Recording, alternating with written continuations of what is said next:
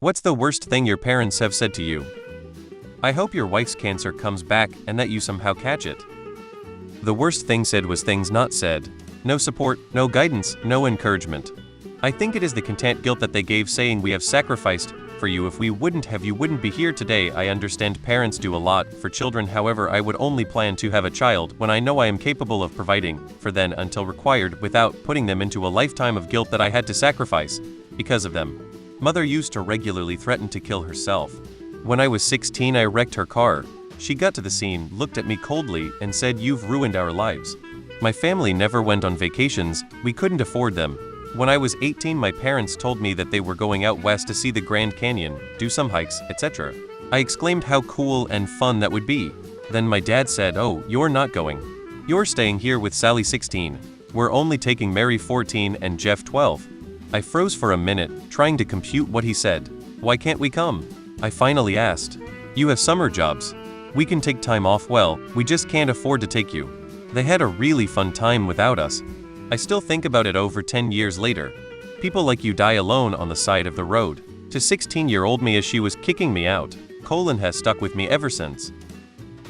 Gotta be when I was 12 and my mum told me my uncle fancied me. She said it so matter-of-factly, like it was the most natural thing in the world. I've never really been able to get past that. This cut me so bad.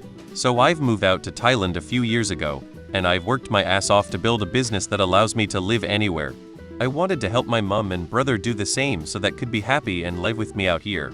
So I set up a business just for them. Made sure they were all in and told them my plan to help them.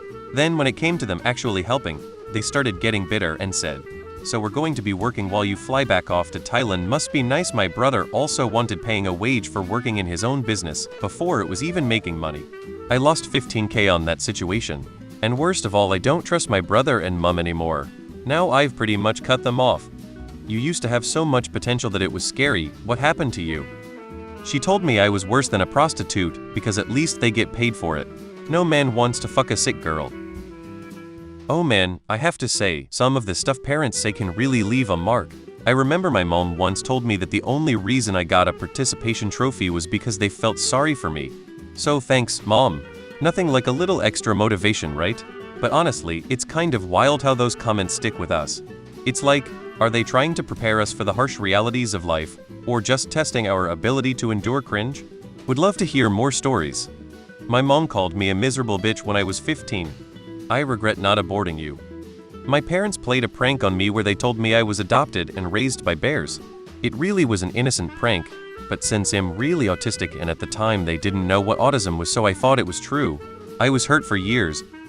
"You're such a whore. It's honestly fucking disgusting." My dad, after I came home crying in the middle of the night and was explaining the extremely dangerous and traumatizing situation I just dealt with, thankfully got away safe from on a first date.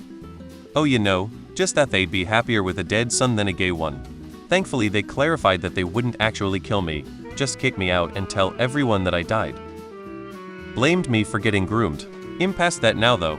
I remember my mom once said, "Y'all never be as good as your brother." Ouch! That hit hard. It took me a while to shake it off, but I realized everyone has their own path. Now, I just focus on being the best version of myself. Boy, this opens up deep forgotten wounds.